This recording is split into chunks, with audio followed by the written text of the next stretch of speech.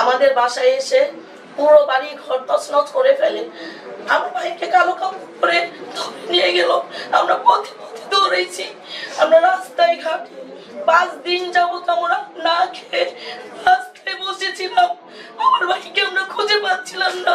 আমি ইয়াকুব সরকার ও ইসাক সরকারের ছোট বোন আয়েশা সরকার বলছি।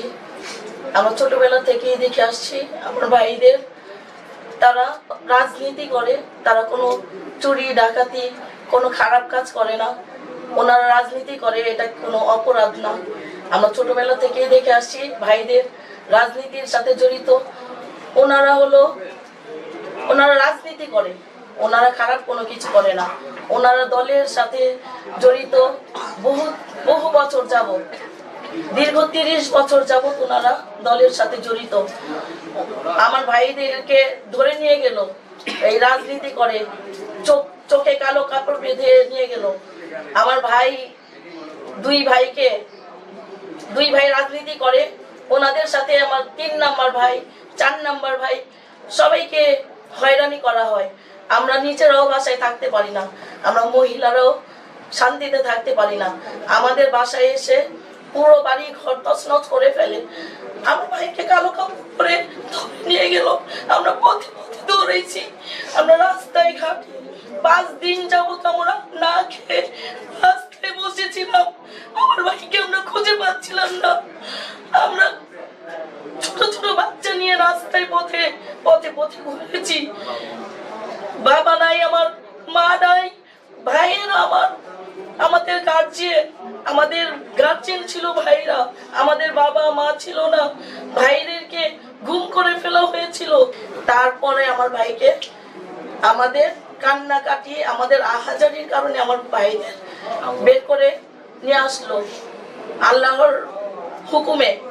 এখন আমার ভাইরা রাজনীতি করে, এটা অপরাধ না। ওনারা এত বছর রাজনীতি করে কি পেল? ওনাদের দল কি দিল?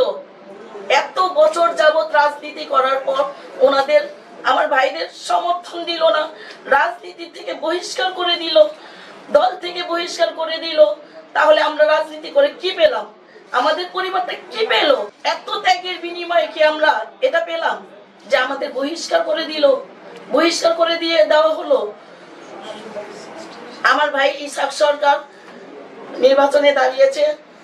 ফুটবল মাঠ আমাদের প্রতি, আপনারা সবাই আমার ভাইকে বিবেচনা করবেন, ফুটবল মার্কায় ভোট দিবেন, ফুটবল মার্কায় ভোট দিয়ে জয়যুক্ত করবেন। দেশের জন্য, সমাজের জন্য কাজ করার সুযোগ করে দিবেন। ইনশাল্লাহ আমরা আশাবাদী, জনগণের প্রতি, এলাকাবাসীর প্রতি, মা ভাই বোন সকলের প্রতি আমরা আশাবাদী।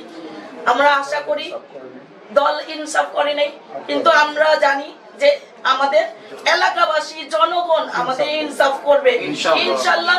আমরা আশাবাদী। আমার ভাইকে যখন গুম করে ফেলা হয়েছিল আমরা কিন্তু ভেঙে পড়েছিলাম।